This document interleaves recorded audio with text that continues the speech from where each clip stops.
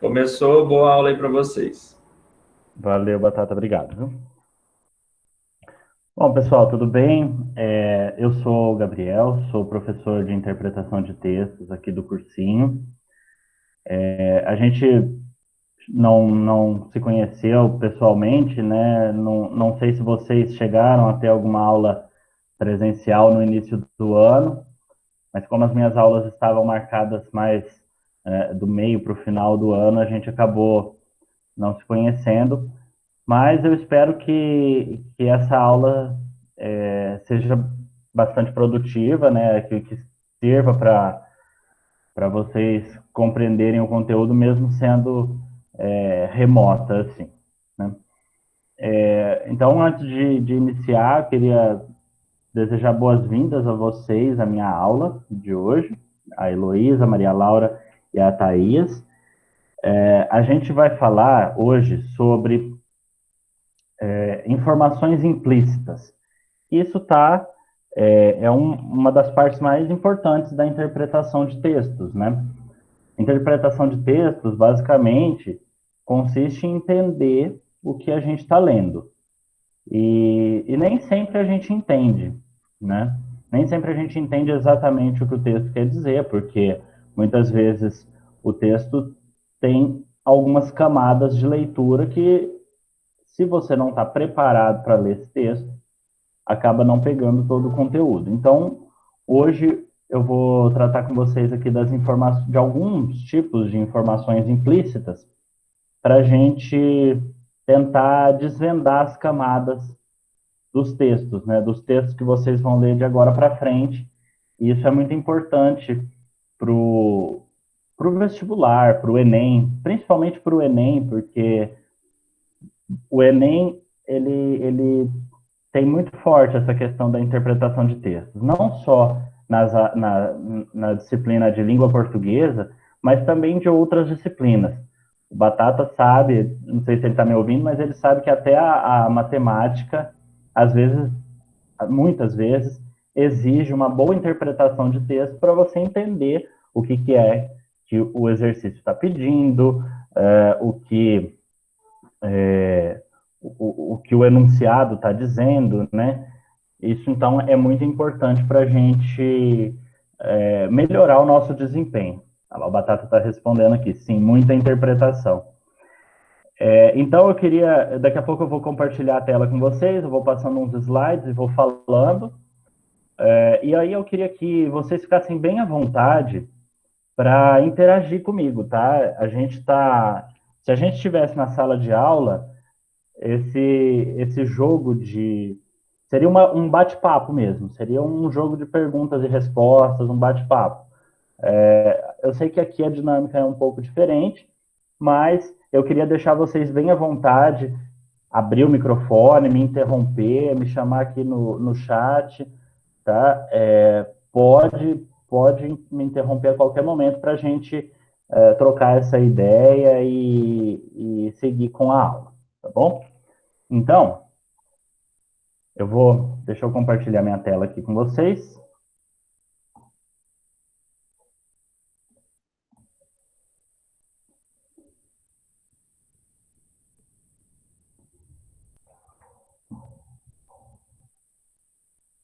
Vocês estão vendo minha tela? Alguém me dá um ok aqui, para eu saber. Se Sim, eu ainda tô não, vendo. tá vendo? Legal. Então, vamos lá. Então, a aula de hoje sobre informações implícitas. Então, o que são informações implícitas? São aquelas informações que estão não na camada superficial do texto, mas em outras camadas de leitura. A gente vai começar com exemplos bem simples, e aí a coisa vai complicando um pouquinho, mas a gente vai conversando e vocês vão ver que isso é muito interessante. Olha só essa frase. Fiz faculdade, mas aprendi algumas coisas. Quando vocês leem essa frase, o que vocês entendem disso? Alguém quer comentar o que entende de uma frase tão simples como essa, mas quer falar alguma coisa? Ó, quando a gente fala fiz faculdade, mas aprendi algumas coisas, tem dois pontos importantes que estão aqui nessa frase. Um é que eu fiz faculdade e o outro é que eu aprendi algumas coisas. Porém, a gente tem uma palavrinha aqui no meio, que é o mas. E esse mas, ele está dizendo alguma coisa também. Então, quando a gente diz fiz faculdade, mas aprendi algumas coisas, ligando as duas orações com o mas, isso comunica de modo implícito que existe uma crítica aí ao sistema de ensino superior. Por quê? Eu fiz faculdade, mas isso não quer dizer que eu deveria ter aprendido. Essa crítica tá sendo colocada aí de uma forma como se o fato de fazer faculdade não quisesse dizer nada. Ou que o fato de fazer faculdade, geralmente você não aprende nada na faculdade. É isso que a frase está dizendo. Mas, no entanto, eu aprendi algumas coisas. Então, tem uma crítica sutil ao ensino superior em uma frase simples como essa, por causa de um conectivo, né? O mas ali colocando em oposição as duas coisas. Então, por que eu estou dizendo isso? Porque um texto ele pode dizer coisas que parecem não estar dizendo. E além dessas informações que estão explicitamente anunciadas, que estão na camada superficial do texto, existem outras que ficam subentendidas ou pressupostas. Daqui a pouco a gente vai falar um pouquinho de pressupostos. Então, para realizar uma leitura eficiente, o leitor precisa captar tanto os dados explícitos quanto os implícitos. Ou seja, ele tem que conseguir ler tanto o que está na camada superficial do texto, quanto aquilo que está nas camadas inferiores do texto.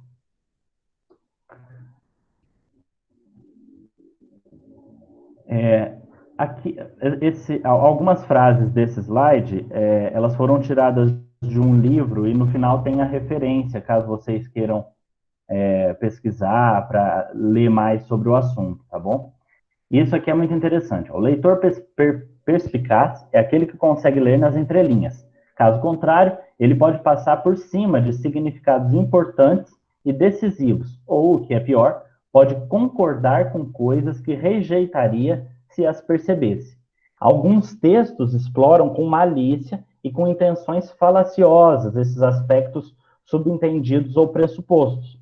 É por isso que eu sempre falo nas minhas aulas de interpretação de texto que a interpretação de texto ela serve para a gente não ser feito de bobo, para a gente não ser feito de trouxa. Por quê?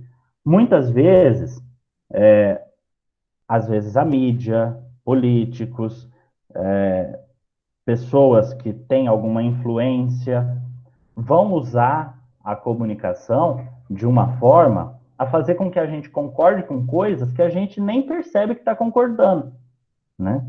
E por isso que a interpretação de textos é muito importante.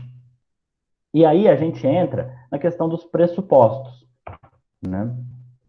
Olha só, os pressupostos é tudo aquilo que são ideias que não são ideias não expressas de maneira explícita, mas que o leitor pode perceber a partir de certas palavras ou expressões que estão contidas na frase. A gente começa então com uns exemplos bem simples. Por exemplo, o tempo continua chuvoso. Quando a gente usa o verbo continuar, isso quer dizer que antes da hora que essa frase foi dita, o tempo já estava chuvoso. Não começou a chover agora. Assim como na frase, Pedro parou de fumar. Essa frase indica que Pedro não fuma, mas esse verbo parar, ele transmite a informação de que o Pedro fumava antes. Então, ele parou, quer dizer, ele não fuma hoje, mas ele já fumou em algum momento. Não fica claro quando que ele deixou de fumar. Pode ter sido ontem, pode ter sido há 10 anos. Mas o fato é que um dia Pedro fumou, né? Então, eu espero que estejam conseguindo entender que os pressupostos é aquilo que não está dito na frase, porém, está numa camada interpretativa, né? E na interpretação de texto é muito importante detectar esses pressupostos, porque o seu uso é um dos recursos argumentativos utilizados para levar o ouvinte ou leitor a aceitar aquilo que está sendo comunicado. Quando você introduz uma ideia numa forma de pressuposto, o falante transforma o ouvinte em cúmplice, uma vez que essa ideia não é posta em discussão e todos os argumentos seguintes, todos os argumentos que vêm depois, só contribuem para confirmá-la. O pressuposto aprisiona o ouvinte ao sistema de pensamento montado pelo falante. Tá bom, professor, mas o que quer dizer tudo isso que você está falando? Quer dizer que muitas vezes um argumento começa com um pressuposto que às vezes você, que está debatendo com a pessoa ou que está lendo um texto, não concorda. Mas esse pressuposto vem de uma forma tão sutil que quando você percebe, você está argumentando em cima desse pressuposto. Quer ver um exemplo? Eu imagino que vocês tenham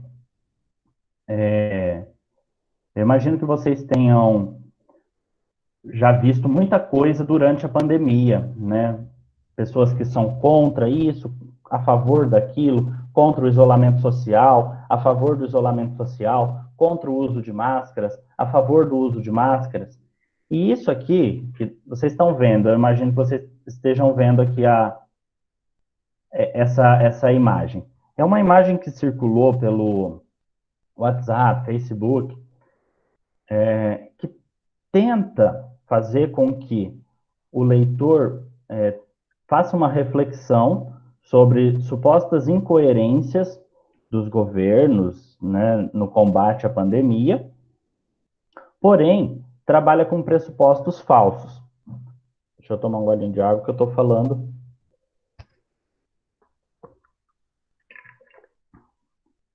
Então, quando um argumento começa com um pressuposto falso, e você vai tentar argumentar em cima contra-argumentar sem questionar esse pressuposto, você vai se tornar cúmplice, você vai partir do princípio de que essa linha de raciocínio está certa. Então, vamos ver esse exemplo. Se a máscara protege, por que fechar o comércio? Qual que é o pressuposto dessa frase? O pressuposto dessa frase é que a máscara protege 100%, o que não é verdade, né? Então, fechar o comércio é uma necessidade, porque a máscara não protege 100%, como está colocado aí nesse argumento. E aí ele contra-argumenta, né? Mas, se ela não funciona, por que é obrigatória? Aqui, ele já mudou o pressuposto. Aqui é como se a eficácia da máscara fosse 0%. E o fato dela ser obrigatória fosse outra incongruência. O que também não é verdade. A máscara não funciona nem 100%, que permita abrir o comércio livremente, nem 0% para não ser obrigatória. É um meio termo, é uma tentativa de combate. Aí vem na sequência. Se é perigoso 2 pessoas no mesmo carro, como podem colocar 50 pessoas no mesmo ônibus? Aqui, o pressuposto é que colocar 50 pessoas no mesmo... ele expõe uma incongruência que, de fato, existe, porém desconsidera o fato de que colocar 50 pessoas no mesmo ônibus nem sempre é uma opção, né? Às vezes vai ter que colocar as pessoas no ônibus, porque as pessoas não podem ficar sem transporte público. Aí vem o seguinte argumento. Se o isolamento não está funcionando, por que ampliar? E aí ele considera, então, que o isolamento não está funcionando e que ampliar esse isolamento também seria uma contradição dos governos. Só que o isolamento funciona desde que as pessoas façam corretamente, né? Então aqui tem um pressuposto também de que o isolamento não funciona. Aí o seguinte, se uma família não pode ir junto no supermercado, por que podem ir ao parque?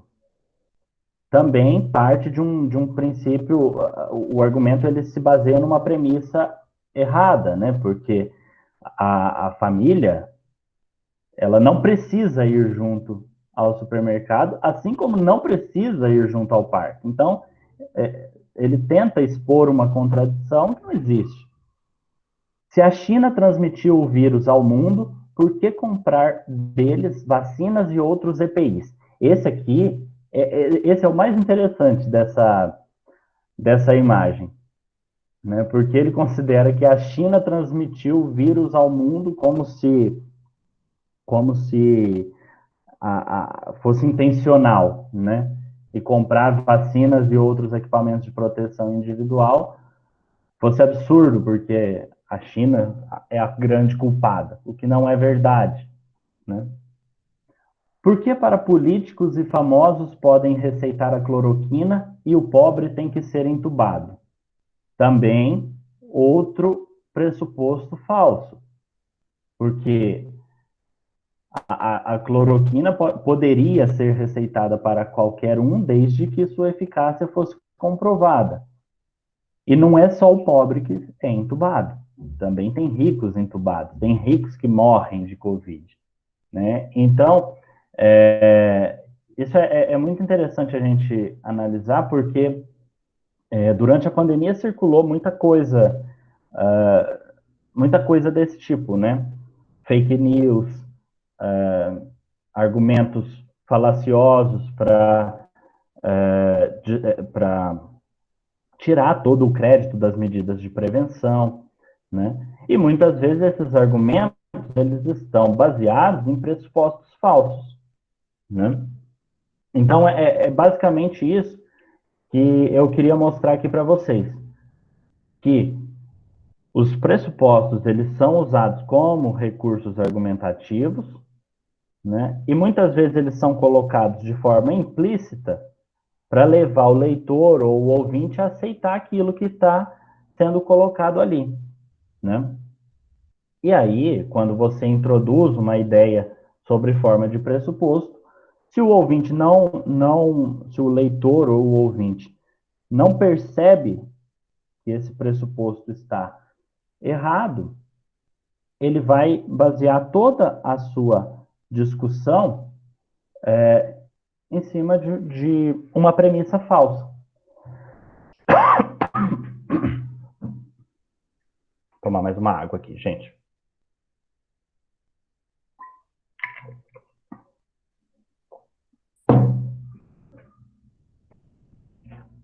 Então, eu espero que tenha ficado claro. Caso não tenha ficado, pessoal, abram os microfones aí, vamos conversar sobre isso, até para a gente falar sobre outros exemplos, né, para seguir adiante. Tudo bem? Alguém pode me dar uma resposta? Pode ser pelo chat, pode abrir o microfone e falar, o que vocês preferirem.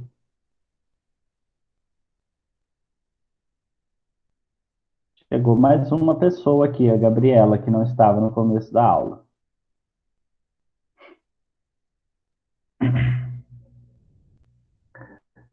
Então eu vou seguir, já que ninguém falou nada, eu vou seguir aqui. Ainda falando de pressupostos, mais um exemplo aqui interessante. Vamos ver essa frase. É preciso construir mísseis nucleares para defender o Ocidente de um ataque soviético. Vamos pensar numa situação hipotética, tá? Essa frase ela não foi tirada exatamente de nenhum lugar, nenhuma notícia, nada. É só um exemplo hipotético. Vamos lá. É preciso construir mísseis nucleares para defender o Ocidente de um ataque soviético. O que está explícito aí, o que está na primeira camada do texto? 1. A necessidade da construção desses mísseis. E 2. A finalidade de defesa contra um ataque soviético. Qual que é o pressuposto?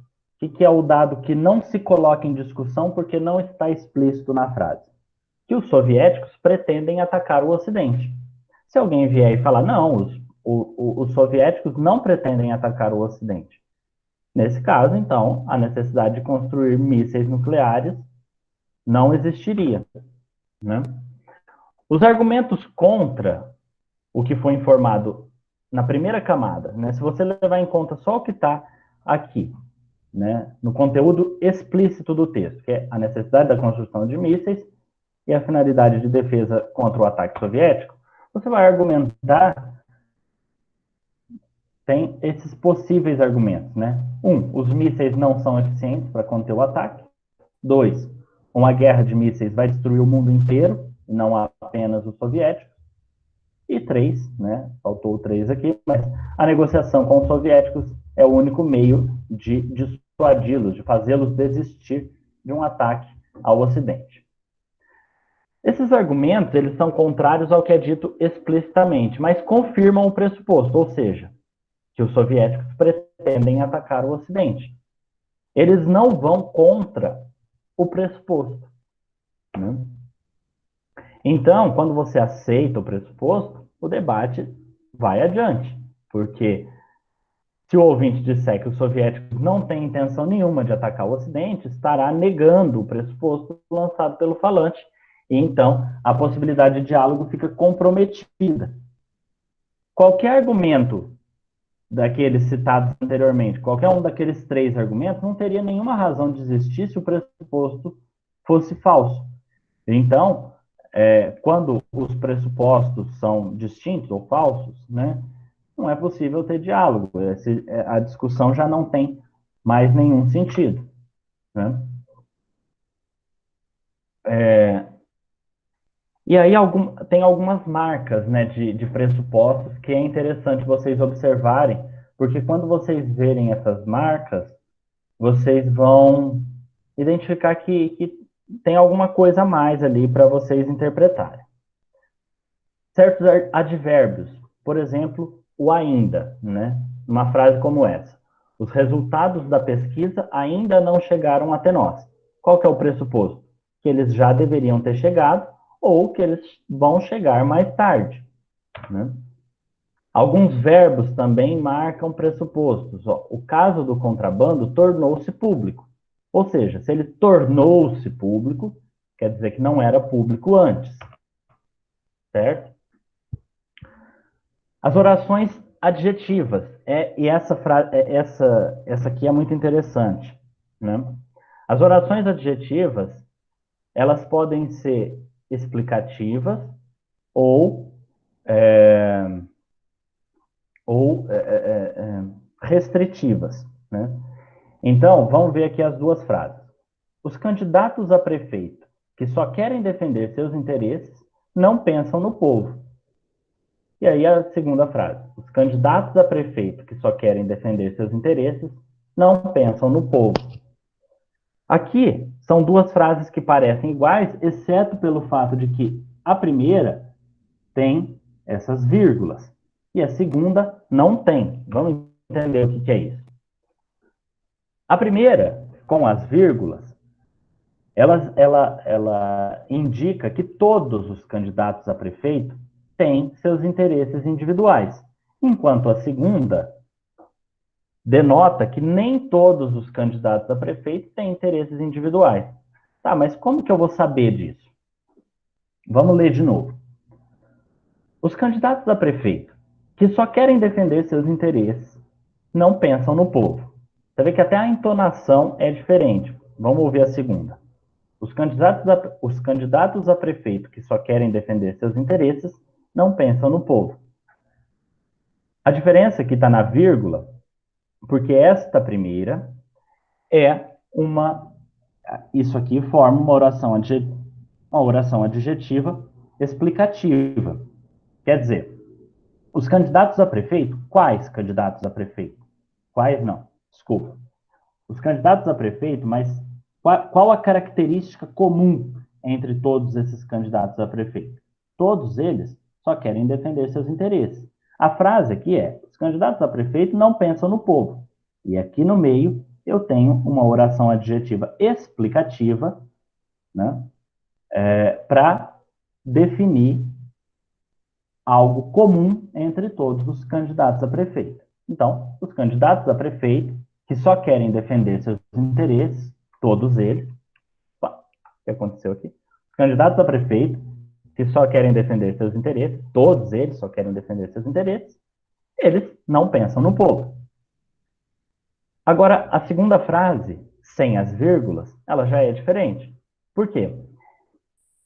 Ela tem a frase principal, a oração principal aqui, os candidatos a prefeito não pensam no povo, e aí aqui no meio eu tenho uma oração adjetiva restritiva, ou seja, ela restringe aqui os candidatos a prefeito, ela vai criar um grupo dentro deste grupo. A gente tem um grande grupo, que é os candidatos a prefeito, e dentro deste grupo a gente tem aqueles que só querem defender seus interesses. Então, sem as vírgulas, o computador está indo sozinho. Ai, o que está acontecendo, gente? Espera aí que eu tô... Tá acontecendo alguma coisa aqui. Ele tá passando sozinho. Vamos ver se agora ele para. Então, olha, passando de novo. Estranho. Vamos seguir aqui. Então, a segunda frase, temos uma oração adjetiva restritiva, criando, né, essa subdivisão. A gente tem os candidatos a prefeito e temos os candidatos a prefeito que só querem defender seus interesses. E esses que só querem defender seus interesses não pensam no povo, né? Então, tá aqui na sequência. Gente, esse computador tá muito louco. Então, tá aqui na sequência, né, explicando, né, quais são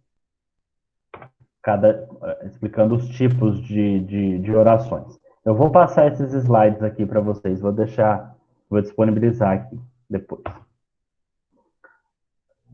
Seguindo aqui com as marcas de pressupostos, né, adjetivos. Acho que eu já entendi o que estava acontecendo aqui, peraí. Gente, desculpa que o computador tava apertando um botão aqui sem querer, acho que por isso que estava passando. Seguindo aqui então com as marcas de pressupostos. Alguns adjetivos, olha só. Adjetivos, lembram, são aquelas palavras que qualificam os substantivos. Então, bonito, feio, radicais, como aqui no exemplo, né? Os partidos radicais acabarão com a democracia no Brasil. Qual que é os pressupostos que a gente tem aqui? Um, que existem partidos radicais no Brasil, e outro, que existem outros partidos no Brasil que não são radicais. Quando a frase fala apenas dos radicais, a gente tem esses dois pressupostos. E aí, além dos pressupostos, a gente tem os subentendidos, né? Subentendidos são insinuações escondidas por trás de uma afirmação. Por exemplo, se uma visita vai em sua casa e faz a seguinte pergunta: você tem um copo d'água? Ficaria estranho você simplesmente responder tenho e não ir buscar água para ela. Porque, na verdade, ela não está perguntando se você tem um copo de água. Ela está pedindo para você pegar um copo de água para ela. Então, ela vai te dizer, busque-me um copo d'água, por favor. Né? Mas ela usou essa expressão, você tem um copo d'água? Realmente, ela não está perguntando isso, ela está te pedindo. Né? Então, qual que é a diferença entre pressuposto e subentendido? O pressuposto, ele é dado como indiscutível. Ele é um dado que está colocado ali no início de um argumento, né? No início de um argumento, na verdade, não. O argumento é construído a partir de um pressuposto. E ele não é contestado. Ele é colocado como indiscutível. Enquanto o subentendido, ele depende do ouvinte. O falante pode dizer que não estava querendo dizer aquilo que o ouvinte compreendeu. Por exemplo, voltando aqui, se a pessoa te pede um copo, pergunta se você tem um copo d'água, você vai buscar. A pessoa pode falar, não era para agora. né? Eu não queria, mas geralmente não, né? Geralmente, pelas relações sociais que a gente compreende que tem, né? A gente compreende que quando uma pessoa faz esta pergunta, ela já está pedindo, né? E muitas vezes essa distinção entre um e outro é muito sutil. O subentendido, ele serve para o falante pedir algo ao interlocutor de forma sutil ou proteger-se diante de uma informação que quer transmitir sem se comprometer com ela, né? Aqui está a referência de onde eu tirei essas informações e, e aí aqui na sequência eu queria ler um texto com vocês para a gente trabalhar esses conceitos e ficar, acho que de uma forma mais clara. Tudo bem?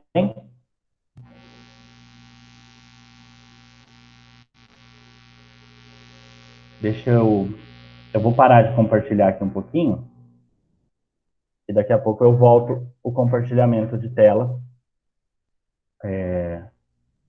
para vocês verem, porque eu vou ler um texto aqui com vocês, tudo bem?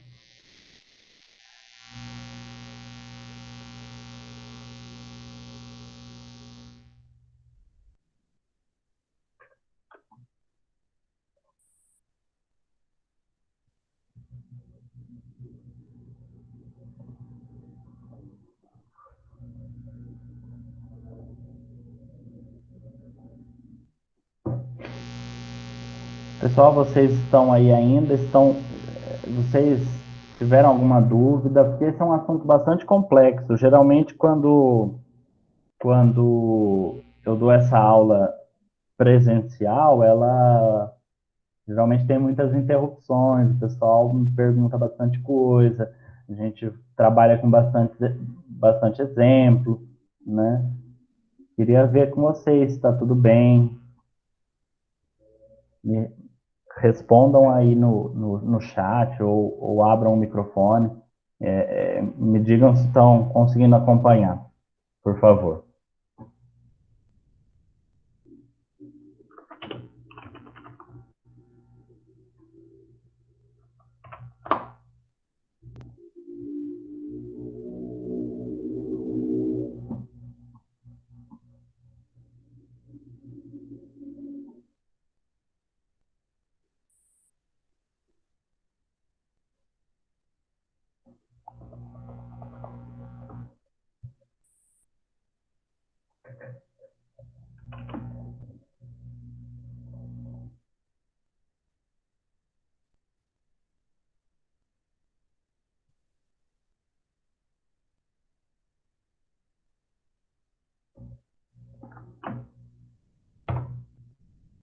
Estou enviando a vocês o link de um texto que a gente vai ler agora e a gente vai procurar interpretar esse texto, tá? Eu vou voltar a compartilhar minha tela aqui com vocês e, e aí a gente vai ler junto esse texto para fazer um exercício de interpretação que é bem interessante. Eu gostaria que vocês acompanhassem a leitura desse texto. Pode ser aqui, não sei como fica mais prático aqui para vocês, né, mas eu vou passando o texto aqui na tela e a gente vai lendo junto, tá bom?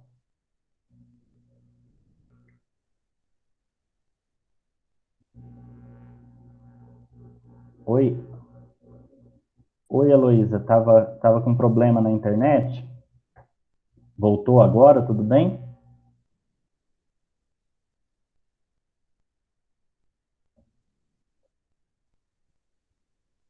Vamos lá, vamos seguir aqui.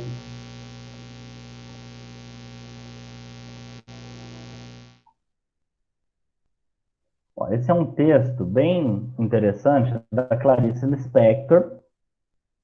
Esse texto se chama Uma Galinha. É um texto que eu particularmente gosto muito, espero que vocês gostem também. Eu vou ler ele inteiro, sem parar, e aí depois a gente vai pontuando, né? A gente vai lendo e interpretando junto, tá bom? Então vamos lá. Uma galinha, Clarice Lispector. Era uma galinha de domingo, ainda viva, porque não passava de 9 horas da manhã. Parecia calma. Desde sábado, encolhera-se num canto da cozinha. Não olhava para ninguém. Ninguém olhava para ela. Mesmo quando a escolheram, apalpando sua intimidade com indiferença, não souberam dizer se era gorda ou magra. Nunca se adivinharia nela um anseio. Foi, pois, uma surpresa quando a viram abrir as asas de curto voo, inchar o peito e, em 2 ou 3 lances, alcançar a murada do terraço. Um instante ainda vacilou. O tempo da cozinheira dar um grito. E em breve estava no terraço do vizinho, de onde, em um outro voo desajeitado, alcançou o telhado. Lá ficou em adorno deslocado, hesitando, ora num, ora no outro pé. A família foi chamada com urgência e, consternada, viu o almoço junto de uma chaminé. O dono da casa, lembrando-se da dupla necessidade de fazer esporadicamente algum esporte e de almoçar, vestiu radiante um calção de banho e resolveu seguir o itinerário da galinha.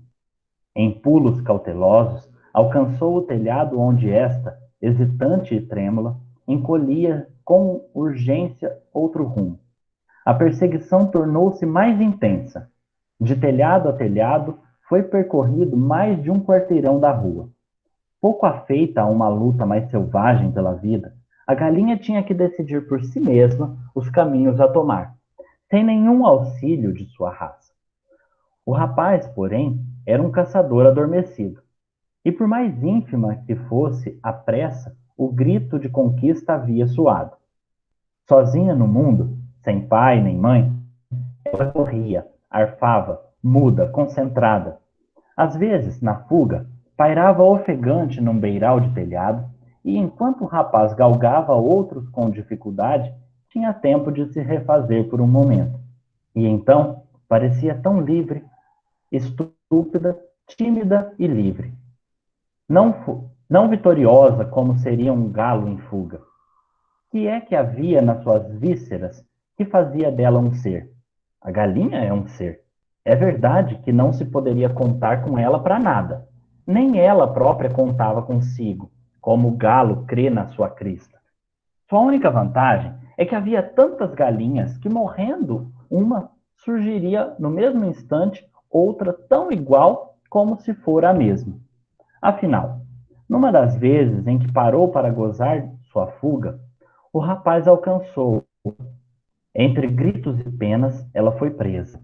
Em seguida, carregava um triunfo por uma asa através das telhas e pousada no chão da cozinha com certa violência. Ainda tonta, sacudiu-se um pouco, em cacarejos roucos e indecisos. Foi então que aconteceu. De pura afobação, a galinha pôs um ovo.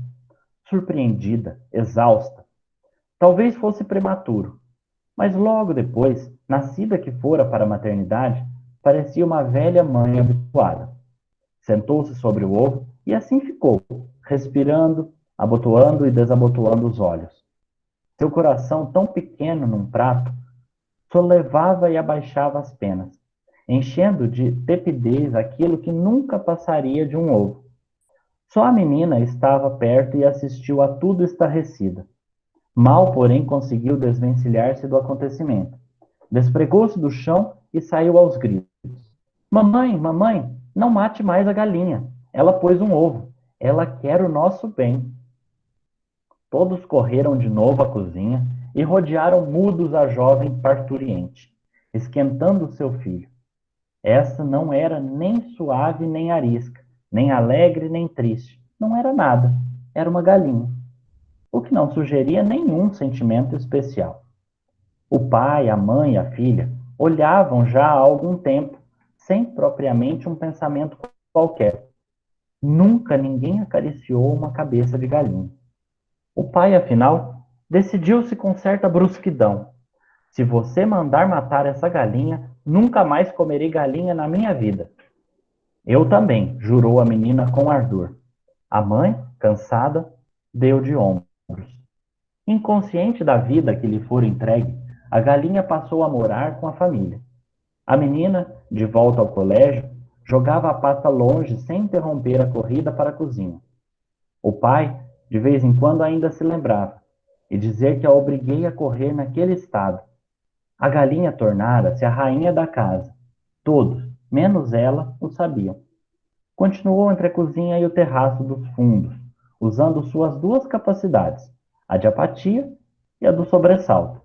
Mas, quando todos estavam quietos na casa e pareciam tê-la esquecido, enchiam-se de uma pequena coragem, resquícios da grande fuga, e circulava pelo ladrilho, o corpo avançando atrás da cabeça, pausado como num campo, embora a cabeça atraísse, mexendo-se rápida e vibrátil mexendo, mexendo-se rápida e vibrátil com o velho susto de sua espécie já mecanizada. Uma vez ou outra, sempre mais raramente, lembrava de novo a galinha que se recortara contra o ar à beira do telhado, prestes a anunciar. Nesses momentos, enchia os pulmões com o ar impuro da cozinha. E se fosse dado às fêmeas cantar, ela não cantaria, mas ficaria muito mais contente, embora nem nesses instantes a expressão de sua cabeça vazia se alterasse. Na fuga, no descanso, quando deu à luz ou bicando o milho, era uma cabeça de galinha, a mesma que fora desenhada no começo do século. Até que um dia mataram-na, comeram-na e passaram-se anos. Vocês já conheciam esse texto? Já tinham, já tinham visto em algum lugar, alguma vez?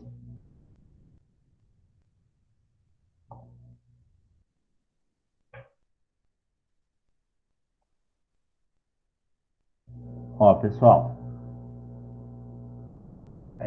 eu trouxe esse texto aqui porque eu acho que é importante vocês terem contato com literatura brasileira, né? Esse é um texto muito... É um conto da Clarice Lispector, ele está numa coletânea de contos da Clarice, é um texto bastante interessante, porque ele tem várias camadas de interpretação, tá? E aí, eu queria dar um tempinho aí para vocês, 5, 10 minutos, para vocês escreverem aqui nos comentários, no chat daqui da aula, os pontos que vocês acharam mais interessantes ou o que vocês,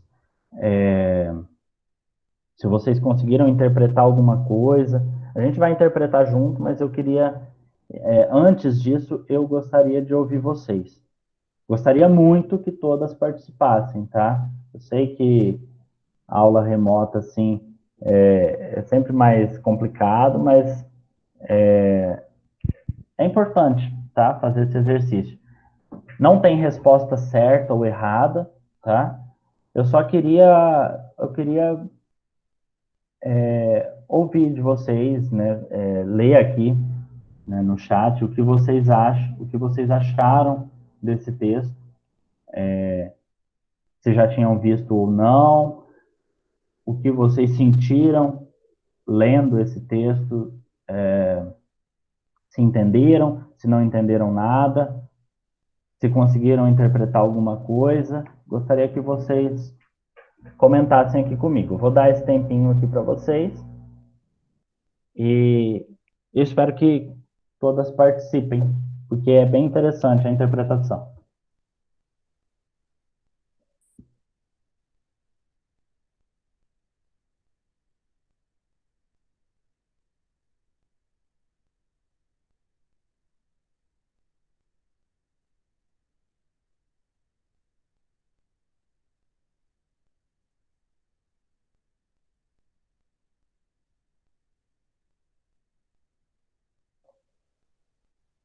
Legal, Maria Laura. E lendo essa história, né?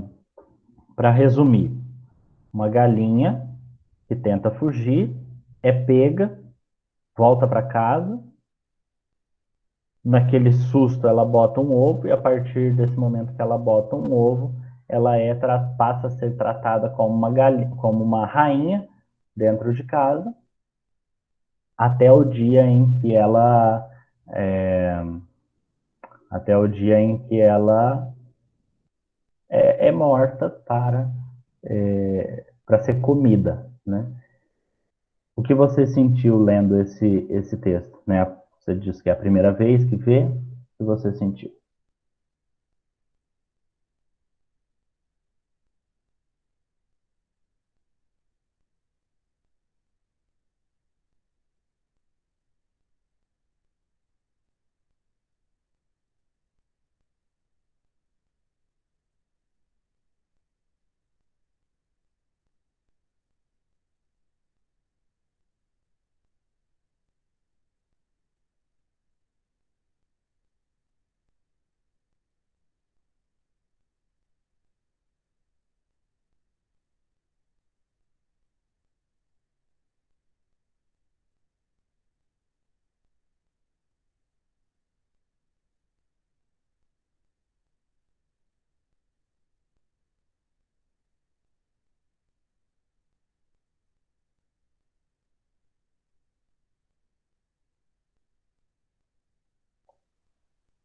Interessante você colocar isso. Levou para o lado pessoal em como as pessoas são usadas por outras.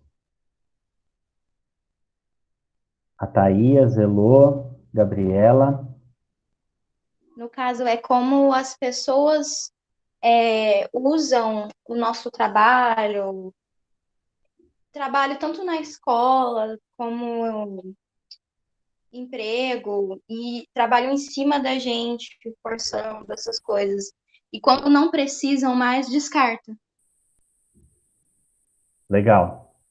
Legal essa interpretação, Maria Laura.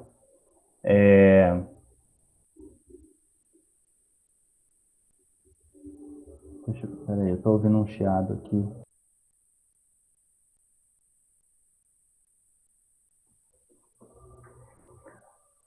Legal a sua interpretação, Maria Laura. Pode seguir essa linha, sim. Eu queria que vocês fossem um pouco mais a fundo nesse texto. Eu vou compartilhar minha tela aqui com vocês de novo. E, e aí eu vou pontuando aqui.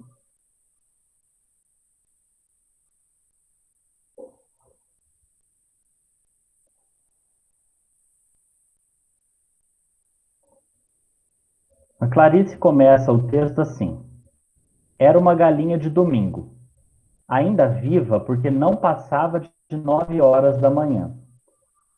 Voltando lá naquela questão do pressuposto, dos subentendidos, das informações implícitas. O advérbio ainda viva, porque não passava de 9 horas da manhã, o que isso quer dizer? Alguém tem um palpite?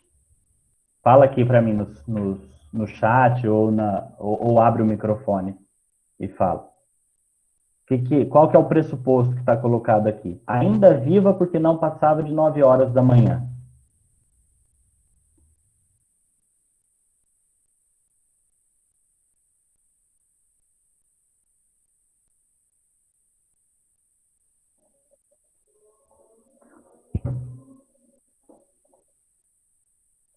Ó, aqui na primeira frase do texto tem um pressuposto. A Clarice começa assim: era uma galinha de domingo, ainda viva porque não passava de 9 horas da manhã. O que a gente sabe? O que está colocado aqui? Que a galinha estava viva e que não passava de 9 horas da manhã, então é bem cedo. O que está subentendido aqui? Qual a informação implícita que a gente tem neste primeiro parágrafo do texto?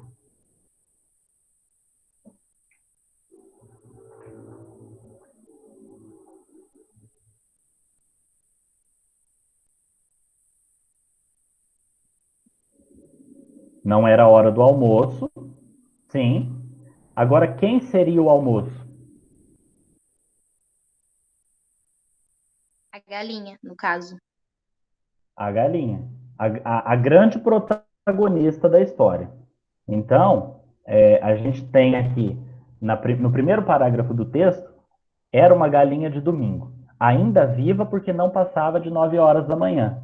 Quer dizer, ela era uma galinha de domingo, e quer dizer, ela era galinha do almoço de domingo. Ela ainda estava viva porque não passava de 9 horas da manhã, mas o que tá subentendido aqui é que depois das 9 horas da manhã, das 9 horas em diante, ela provavelmente seria morta para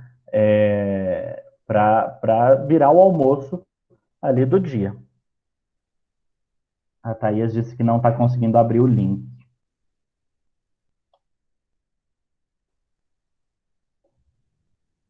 Eu vou copiar o texto e mandar no chat também, que aí vocês conseguem acompanhar aí, se não estiverem conseguindo abrir o link.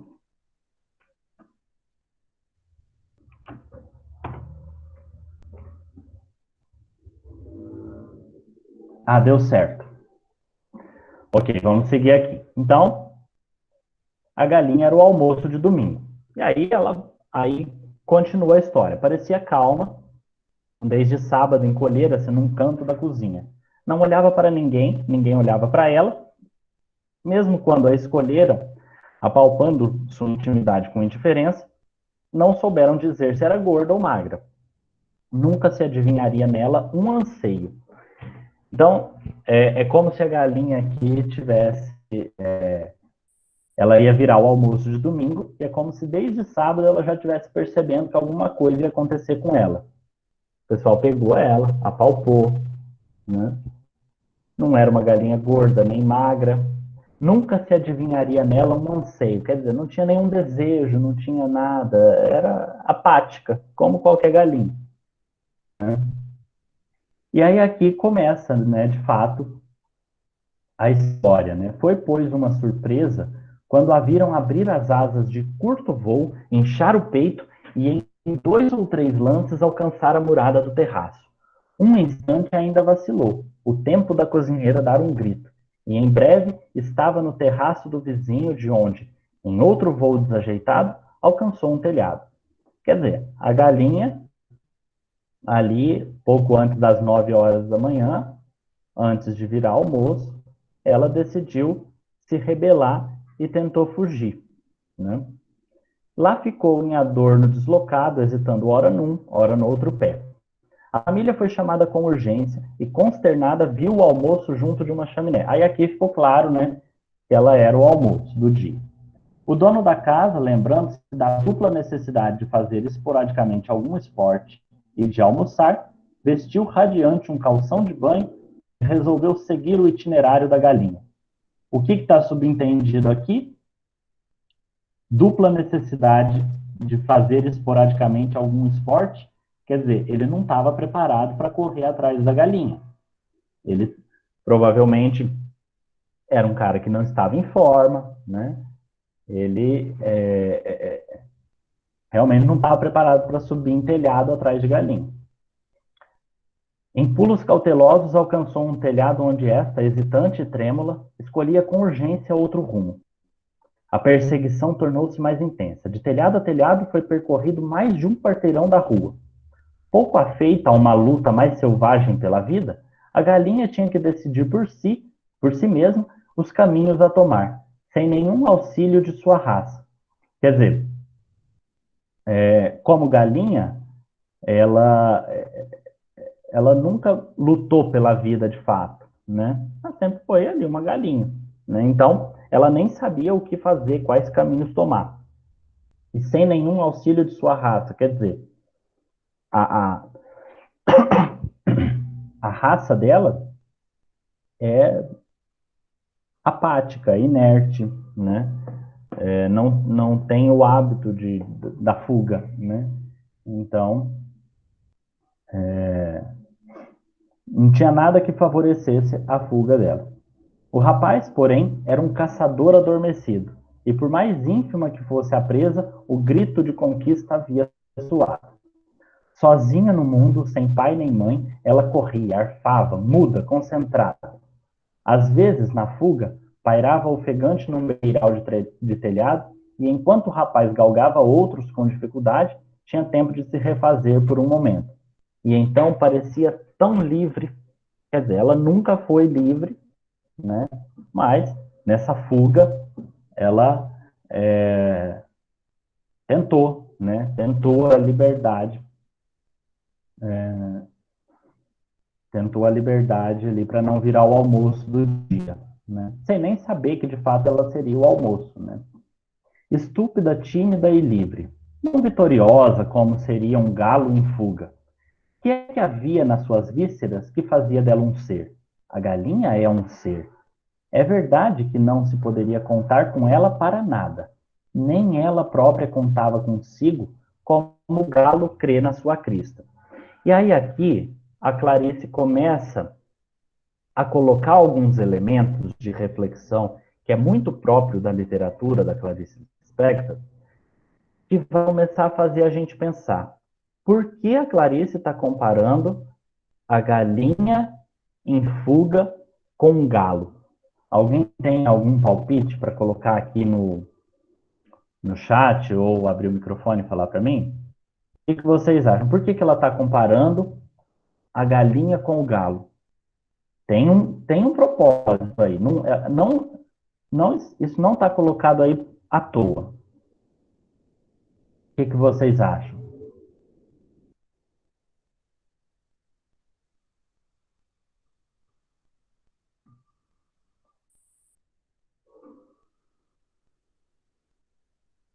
Alguém tem algum palpite?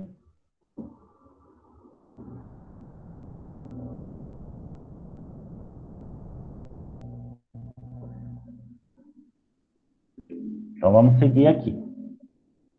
Ela está comparando a galinha com o galo e aí eu gostaria que vocês começassem a pensar, olhar para esse texto pensando nas relações dos papéis, né, do homem e da mulher dentro de uma sociedade conservadora, né, uma sociedade que muitas vezes subjuga a mulher, né?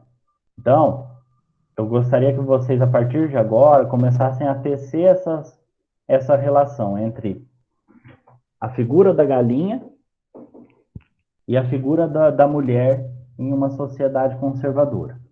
Estúpida, tímida e livre, não vitoriosa como seria um galo em fuga. O que é que havia nas suas vísceras que fazia dela um ser? A galinha é um ser. É verdade que não se poderia contar com ela para nada. Nem ela própria contava consigo, como o galo crê na sua crista. Ela está colocando aqui a galinha como um animal que é um ser vivo, mas que a sua relevância para o mundo é mínima, né? Diferente do galo, né? O galo, o galo acredita em si mesmo, o galo, né? Ele tem a sua autoconfiança que a galinha não tem. Aí a Clarice continua. Sua única vantagem é que havia tantas galinhas que, morrendo uma, surgiria no mesmo instante outra tão igual como se for a mesma.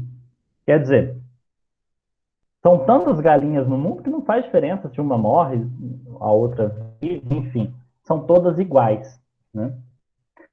Afinal, numa das vezes em que parou para gozar sua fuga, o rapaz alcançou-a.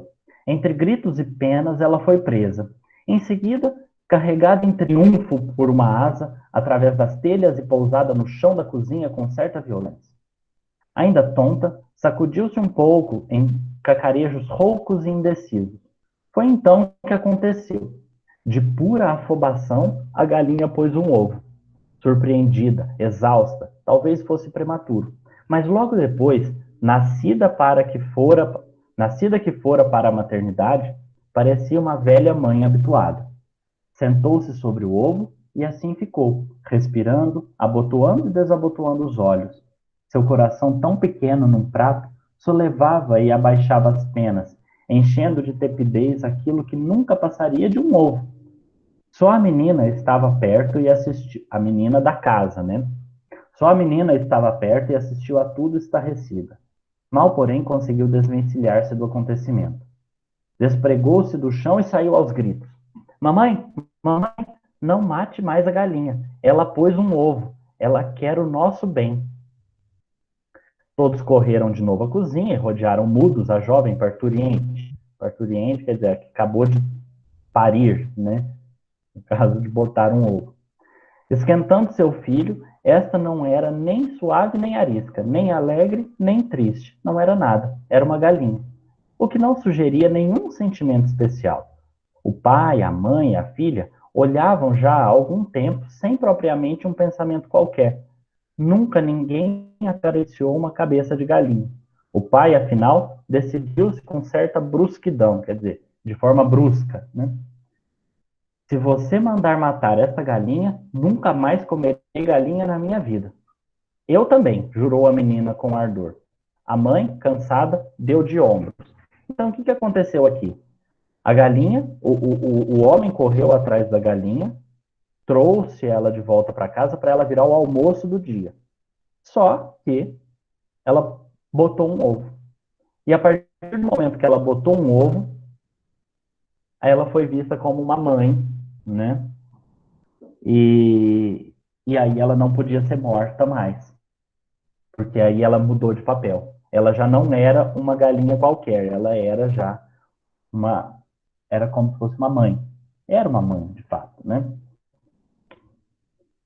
E aí, agora, a partir de agora, eu gostaria, então, eu pedir para vocês pensarem na relação, né? Por que a Clarice estava comparando a galinha com o galo, para pensar no papel do homem e da mulher numa sociedade conservadora, e agora pensem também no papel de uma mãe, a mulher que é mãe, né? E vamos tentar, né, entender essa relação aqui com a galinha que ela está descrevendo, né, nesse conto. Inconsciente da vida que lhe fora entregue, a galinha passou a morar com a família. Quer dizer isso aqui, inconsciente da vida que lhe for entregue. Quer dizer, essa vida que lhe for entregue, quer dizer, a vida dela foi poupada porque ela já não ia ser aquele almoço de domingo. A menina, de volta do colégio, jogava a pasta longe sem interromper a corrida para a cozinha. O pai, de vez em quando, ainda se lembrava. E dizer que a obriguei a correr naquele estado quer dizer, grávida, né? A galinha tornara-se a rainha da casa. Todos, menos ela, o sabiam. Continuou entre a cozinha e o terraço dos fundos, usando suas duas capacidades, a de apatia e a do sobressalto. Quer dizer, ela foi colocada, ela virou a galinha da casa, mas ela, a galinha da casa não, a rainha da casa, mas ela mesma não sabia disso. E ela ficava entre a cozinha e o terraço dos fundos, o que é muito simbólico quando a gente fala do papel da mulher nessa sociedade conservadora, né? Mas quando todos estavam quietos na casa e pareciam tê-la esquecido, enchia-se de uma pequena coragem, resquícios da grande fuga, e circulava pelo ladrilho, o corpo avançando atrás da cabeça, pausado como num campo, embora a pequena cabeça atraísse, mexendo-se rápida e vibrátil com o velho susto de sua espécie já mecanizada. Uma vez ou outra, sempre mais raramente, lembrava de novo a galinha que se recortara contra o ar à beira do telhado, prestes a anunciar. Nesses momentos, enchia os pulmões com o ar impuro da cozinha, e se fosse dado às fêmeas cantar, ela não cantaria, mas ficaria muito mais contente. Embora nem nesses instantes a expressão de sua cabeça vazia se alterasse. Na fuga, no descanso, quando deu à luz ou bicando milho, era uma cabeça de galinha, a mesma que fora desenhada no começo dos séculos. Até que um dia mataram-na, comeram-na e passaram-se anos. Então, aqui nesse texto, a Clarice Lispector, ela usa a galinha como uma metáfora para o papel da mulher numa sociedade conservadora, né? É uma crítica que ela faz à forma como a mulher muitas vezes é vista numa sociedade que trata ela como um ser inferior e que descarta quando já não serve mais, né, para ser a mãe, né, para fazer os afazeres da casa. É lógico que isso, com certeza, assim, já mudou muito. A gente ainda tem alguns problemas, né, com relação a isso, mas pensando em quando o texto foi escrito, né, a Clarice Lispector, a Clarice Lispector viveu, deixa eu ver aqui exatamente os anos aqui em que ela viveu. Olha só, de 1920 a 1977, né? Tá bom, Gabriela. Obrigado por ficar até agora. Então, a sociedade em que a Clarice Lispector viveu, com certeza, era muito mais conservadora que a nossa, e ela usa a metáfora da galinha para fazer uma crítica a essa sociedade que subjuga a mulher, né? Então, para finalizar aqui, já está dando o nosso horário, eu vou deixar aqui o link com vocês, novamente, tá? E eu vou colocar aqui o meu e-mail.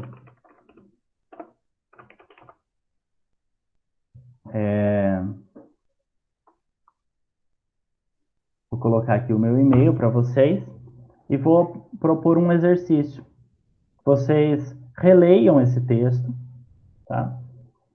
E tentem fazer uma interpretação desse texto, e aí vocês me passam por e-mail, tá? Até 20 linhas, mais ou menos, com base nisso que eu falei, estabelecendo essas relações entre a questão da mulher, a metáfora que a Clarice Lispector usa da galinha, tá? Eu vou propor esse exercício para vocês. Eu vi que vocês ficaram um pouco tímidas aqui na aula, algumas participaram mais, outras menos, mas vou propor esse exercício para vocês. Então, leiam o texto e procurem interpretar. A minha pergunta é: qual a relação, então, desse texto, né, com a questão da mulher na sociedade, né? Aí vocês podem me passar por e-mail até semana que vem. A minha próxima aula com vocês eu acho que é no dia 10, mas eu respondo, né, pelo e-mail o que vocês me mandarem. É um exercício bem livre, tá? A interpretação de texto a gente é sempre muito livre com a interpretação de texto. A gente pode encontrar diferentes significados dentro de um texto. É lógico que eu não vou dizer que a gente pode encontrar qualquer significado, né? Também não é isso, mas a gente pode encontrar muita coisa. Então eu vou deixar vocês bem à vontade. Não tem uma estrutura fixa, tá? Não é uma dissertação igual aquela que é feita como nas aulas de redação, mas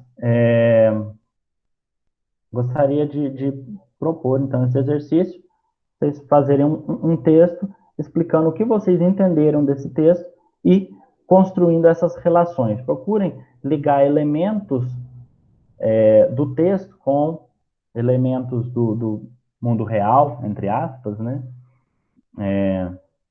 Para a gente identificar essas relações, né? Para entender o que a Clarice quis dizer com essa metáfora aí da galinha.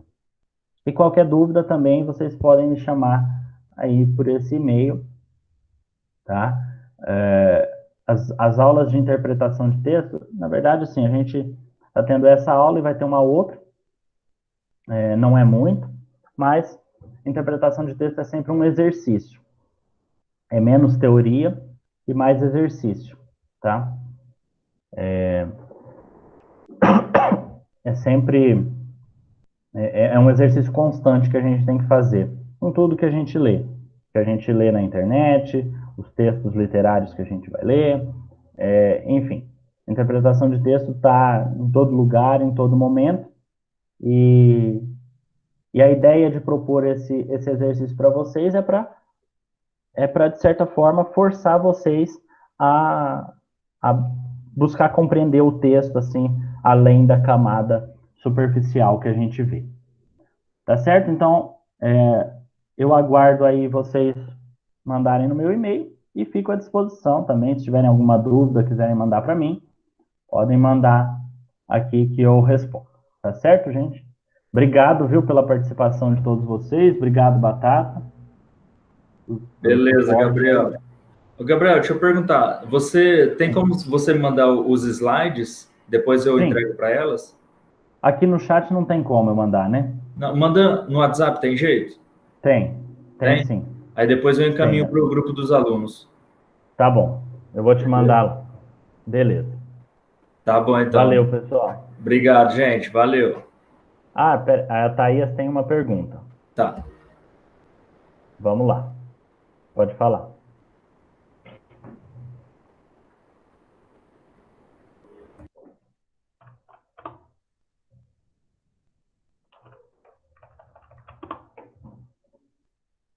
A Thaís, qual a sua pergunta? Eu acho que ela está digitando, porque eu acho que o microfone dela está funcionando. Ah, tá, não, tudo bem. Por que que teve que morrer no fim de tudo? Aí que tá. É uma pergunta interessante essa. Por que que ela teve que morrer no fim de tudo? No fim, você percebe que ela voltou lá para o começo, ela virou o almoço, de qualquer forma, né? A questão no começo, ela seria o almoço de domingo, ela conseguiu fugir, botou um ovo, virou a rainha da casa por ter virado mãe, e no fim das contas, ela continuou sendo o almoço. Quer dizer, vamos pensar no contexto em que a Clarice viveu. Embora a Clarice fosse uma mulher muito à frente do seu tempo, uma mulher, né, independente, livre, mas pensa, sociedade de 1920, 1967. A, a, na comparação ali da mulher com a galinha, né? Por mais que a mulher fosse tratada como a rainha da casa, como a líder do lar, ela não passava de uma mulher, que era subjugada pela sociedade. Era vista como um ser inferior ao que é o homem, né, na sociedade. E a galinha, no fim das contas, por mais que ela fosse tratada como a rainha ali a rainha da casa, no fim ela não passava de uma galinha. E ela virou um almoço do mesmo jeito, né? Então é muito assim de como a sociedade trata e como a sociedade de fato enxerga aquele ser. Que no fim, quando não serve mais para nada, né, acaba sendo acaba sendo descartada, né? Então, é uma crítica muito forte que a Clarice Lispector faz, né? Ela relaciona, ao comparar com o Galo, ela deixa essa crítica muito evidente, né? Ela deixa muito claro do que ela está falando, né? Acho que no tempo da Clarice não tinha questão de feminismo, enfim, mas